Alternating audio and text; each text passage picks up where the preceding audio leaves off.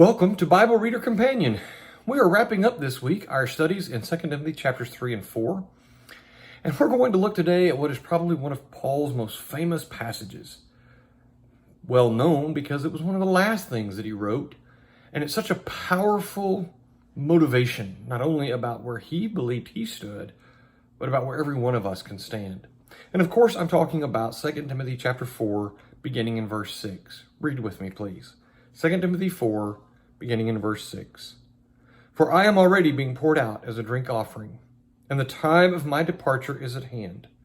I have fought the good fight, I have finished the race, I have kept the faith. Finally, there is laid up for me the crown of righteousness, which the Lord, the righteous judge, will give to me on that day, and not to me only, but also to all who have loved his appearing. Paul had a lot of confidence in his future. He knew that his life on earth was coming to an end, but he did not approach it with fear. He didn't approach it with loathing or regret. Paul didn't come to the end of his life and say, man, I really wish I had another 10 years. Man, I just really... The only time he expressed that was in Philippians, when it was not about the fear of death, but about the desire to do more work in the kingdom of God. But Paul knows that that's not going to happen this time. He writes this with a voice of certainty. My life is over. But he also writes it with a voice of confidence. I know what awaits me on the other side. We should all live in such a way as to have that kind of confidence. How do we do that? We fight the good fight. We finish the race. We keep the faith.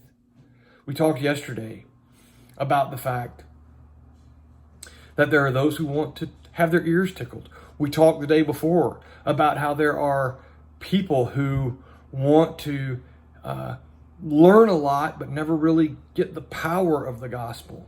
There are so many things that we can do that don't really keep the faith. Let us keep the faith.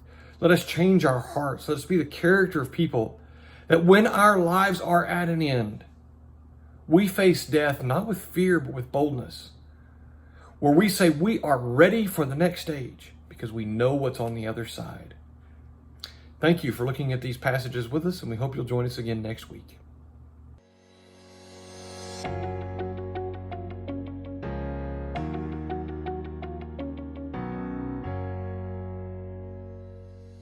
Thank you for taking the time to watch this video.